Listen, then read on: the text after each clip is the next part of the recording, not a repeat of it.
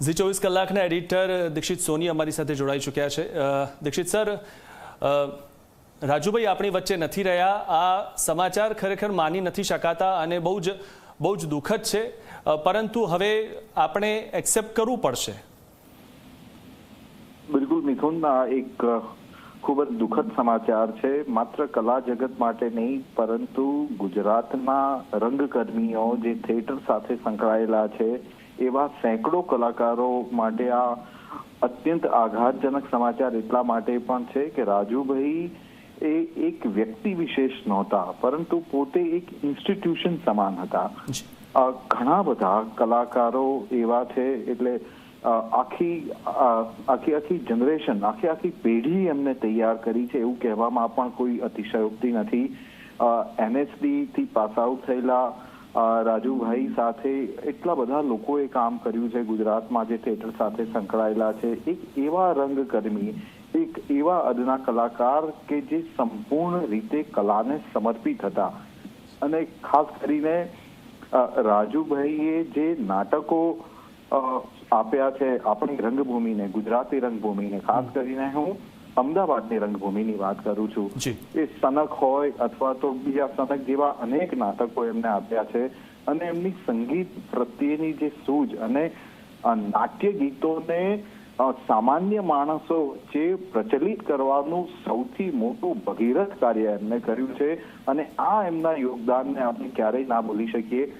મિથુન, આપ જાણો છો કે થિયેટર સાથે જે નાટ્ય સંગીત સંકળાયેલું છે એ નાટ્ય સંગીત એટલે કે નાટકોમાં જે ગીતો પહેલા લખાતા હતા, માત્ર એ નાટકોના ગીતોના અનેક સેંકડો શો એમને કર્યા છે, અને એમની આખી ટીમ હતી।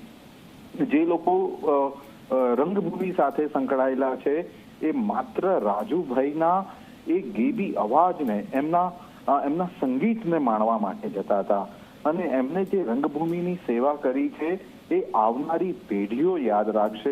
આ એટલી મોટી ખોટ છે કે આવનારા સમયમાં રાજુભાઈનું નામ લોકો એક મોટી યુનિવર્સિટી તરીકે, એક મોટા સંસ્થાન તરીકે લેશે, કારણ કે ઘણા બધા લોકો એમની પાસેથી શીખ્યા છે, અને ખાસ કરીને એમના જવાથી ગુજરાતી રંગભૂમિને, આપણી અમદાવાદની રંગભૂમિને અને આપણા નાટ્ય સંગીતને ખૂબ જ મોટી ખોટ પડી। મિથુન જી સર, બિલકુલ તમે જે રીતે કીધું કે ઘણા બધા જે લોકો NSD ભણવા જાય છે અમદાવાદમાંથી અને તે સીધા જ પછી મુંબઈની વાટ પકડે છે, પરંતુ રાજુભાઈ કે જેમણે એક એવી નેમ લીધી હતી કે મુંબઈ તો તેઓ જઈ જ શકતા હતા અને કદાચ ગયા પણ હશે, પરંતુ તેઓએ અમદાવાદમાં રહીને અને જે નવા કલાકારોને બહાર પાડ્યા એટલા માટે કે જે રીતે તેમને ઊભા કર્યા, એ તેમની એક બહુ મોટું યોગદાન છે આપણા અમદાવાદ માટે।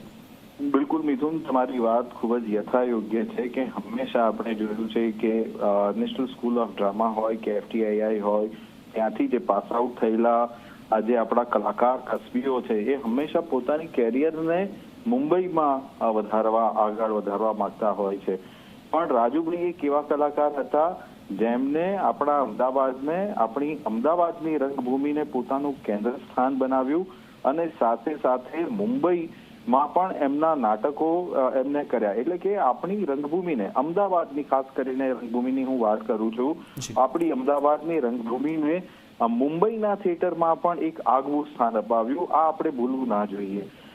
માત્ર ભાષાની, ગુજરાતી ભાષાની એમને જે સેવા કરી છે એની હું વાત નથી કરતો, મને અત્યારે યાદ આવે છે પ્રબુદ્ધ રોહિણીયન, એટલે કે એમને એક સંસ્કૃત નાટક પણ કરેલું।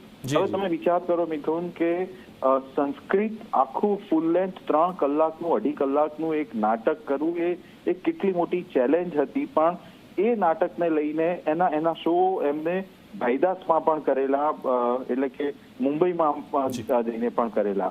એટલે માત્ર કમર્શિયલ થિયેટર નહીં પણ આપણા એમેટર થિયેટરને અને એક્સપેરિમેન્ટલ થિયેટરમાં પણ એમનું અદ્ભુત યોગદાન રહ્યું છે। આ બધી જ હવે મેમરીઝ થઈ ગઈ છે। મારા તમારા જેવા સેંકડો રંગકર્મીઓ માટે રાજુભાઈ હવે એક યાદ બની ગયા છે। આ વિચાર માત્ર દુઃખ આપે એવો છે। જી બિલકુલ સર, જોડાવા બદલ ખૂબ ખૂબ આભાર। ગુજરાતી કલા જગતમાં શોકની લાગણી ફેલાઈ ગઈ છે અને ઘણા બધા જે કલાકારો છે, ગુજરાતી કલાકારો, તેમને હજુ માનવામાં નથી આવતું કે હવે રાજુભાઈ આપણી વચ્ચે નથી રહ્યા. કારણ કે ઘણા બધા જે અમદાવાદના કલાકારો છે, ઘણા બધા જે ગુજરાતના કલાકારો છે, તેઓ રાજુભાઈ પાસેથી ઘણું જ શીખ્યા છે. માત્ર તેમની પાસેથી એક્ટિંગ શીખ્યા છે એવું નહીં, પરંતુ કેવી રીતે સ્ટેજ પર ગાવું તે પણ શીખ્યા છે. કારણ કે જૂની રંગભૂમિના જે ગીતો નો કાર્યક્રમ તેઓ કરતા હતા અને તેનાથી જે જૂની રંગભૂમિના ગીતો લોકો સુધી પહોંચાડ્યા છે.